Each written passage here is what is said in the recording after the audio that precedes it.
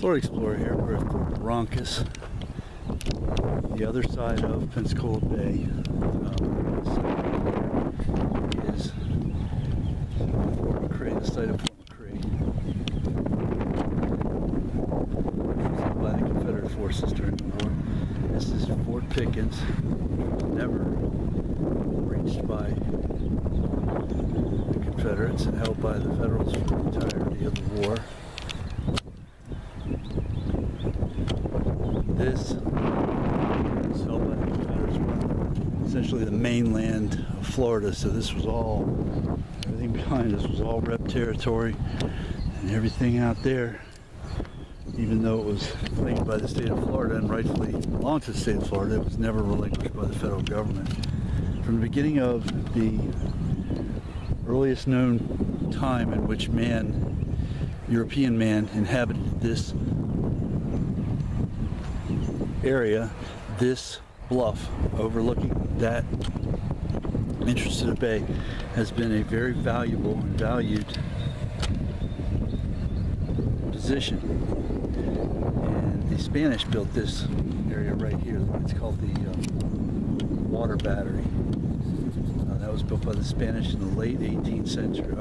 Late 18th century. And then this was built by the Americans. And I think it was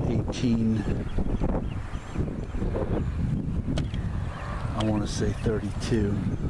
I could be mistaken about that, but it was in that time frame. It was not long after Pickens was built. McCray was built sometime after that, but it was a companion fort to each other, like we see in Fort DeSoto and Fort Sumter, that sort of thing. Typically when guns couldn't reach far enough, or they felt like they wanted to have a crossfire situation, they would build companion forts so that anything that came within this kill zone would be totally wiped out.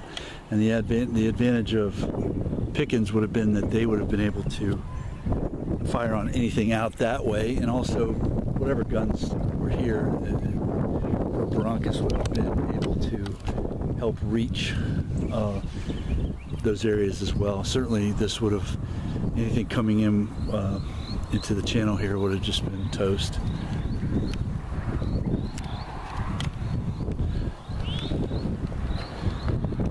This gives you a little bit of an overview of what it was, or the layout, I should say, not what it was, the layout. That's what we're looking at there, 1, 2, 3. There's actually another one where it's called Advanced Redoubt that's back behind us a ways. This is a depiction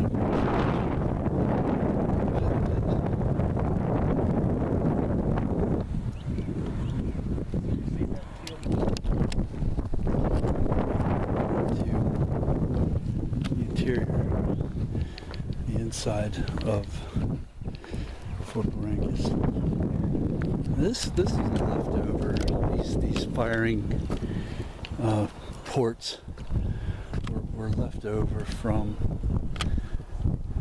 a time before this fort was made, when you'd have killing areas and infantry would basically run down the street or run down through the sally port, and you would attacking, and you'd be able to kill them. Well, by the time the Civil War got around, and maybe this was good in the 1830s, but by the time that came around, this was useless. No one was attacking from behind.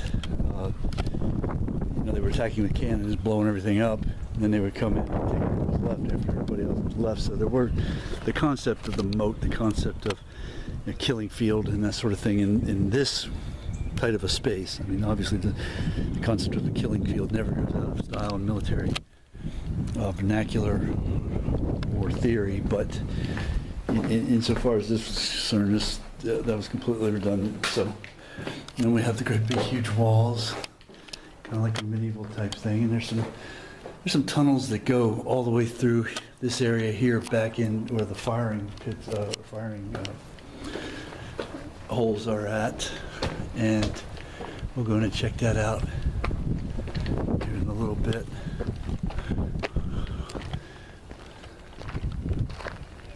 And this is essentially the parade ground. This is basically it, the Fort Barrancas, and you get a sense of proportion of the size difference between this and Pickens. Pickens was enormously much more extensive than this. Thankfully, they've left us a gun here, a replica. This may have been an actual period piece, I'm not sure.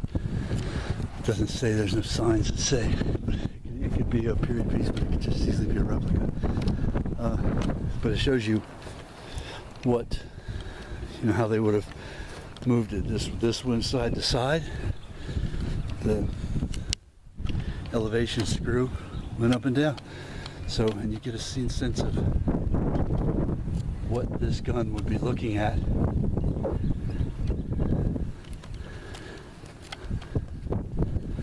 And there was fire. This is a combat site. This is a site that saw extensive bombardment and shelling, and did its own bombarding and shelling during the course of the early part of the war. By the first year and a half, this had calmed down, and they were more or less a stalemate. This was essentially abandoned. The effort to take Pickens.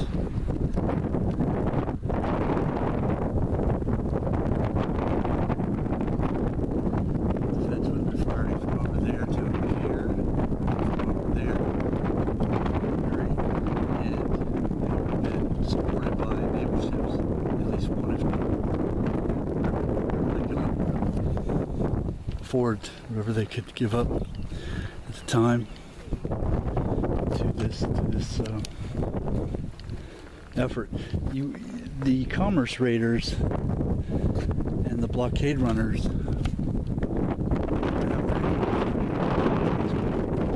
is one of the things that was very critical to the Confederate cause, was getting supplies in from England, France, South America, wherever, selling the cotton, bringing back in goods. So that would have been,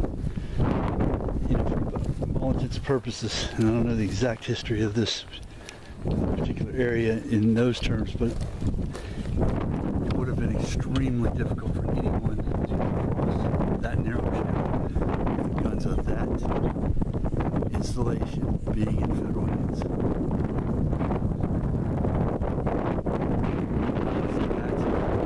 I'm sure they were plying these waters with all kind of man of war, etc. So it would have been nearly impossible to get anybody in here, and that would have closed off a major port. Of course, after the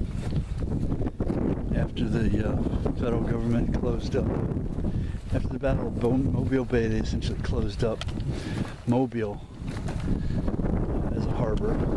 So that would have been also very difficult.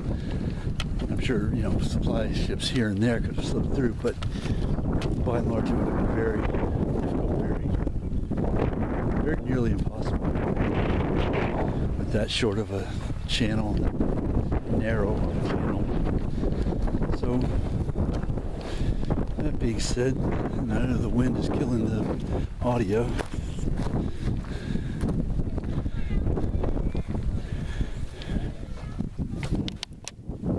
Okay, we're going to go down into the next level of the fort. And this goes all the way out to the Sally Port, out to the Spanish battery. A very steep set of stairs here. It's a very small, narrow passage. More gun port.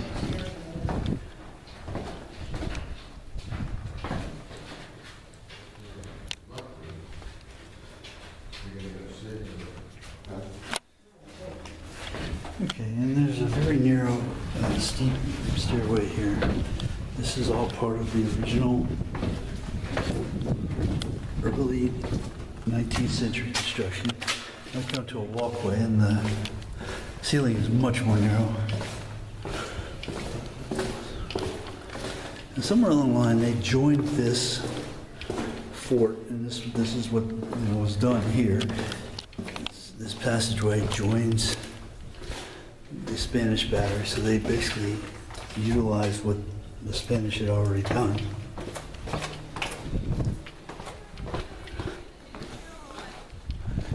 So now we're in the Spanish part of it.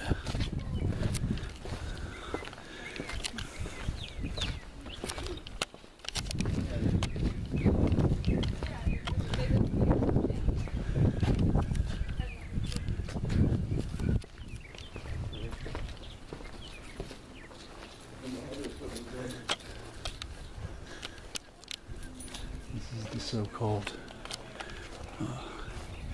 Spanish battery, water battery. This is what they constructed.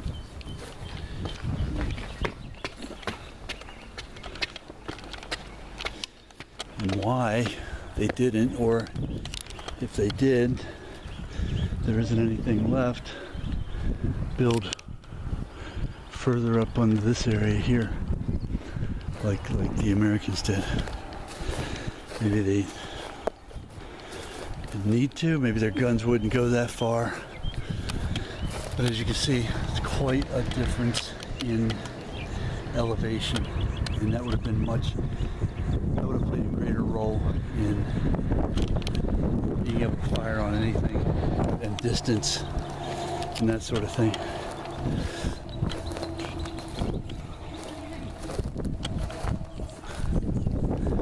I'm not sure why the Spanish didn't build out where Pickens is now.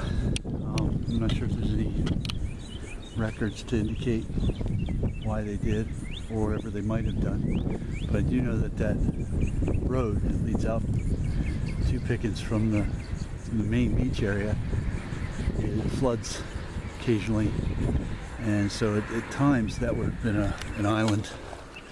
Even during the Civil War, that would have had an impact on logistics, moving things in and out, and being able to operate effectively as a fort. However, the Americans obviously felt that it was worth the expense and the effort to do it. And I like this shot because you get the small Spanish battery and you get the much bigger American portion connected by the tunnel we just came through.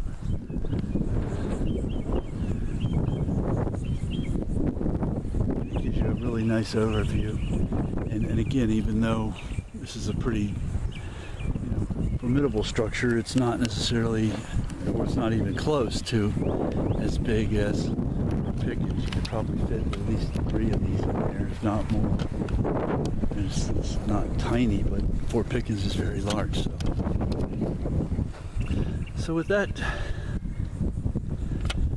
explanation, we're not going to go down all the little tunnels. I've been down them already. There's not much in there except gun ports, and not cannon ports, just rifle ports. So we're just not going to take up the film on that. Kind of, most of it looks the same. There's some differences here and there, but for the most part it's the same. Not sure what that would have been. But I do know one thing. This tunnel in the early 19th century would have been a very popular place for the breeze, the shade, the coolness of the walls, and the shade coming through. So with that, we're going to pack it up and move on.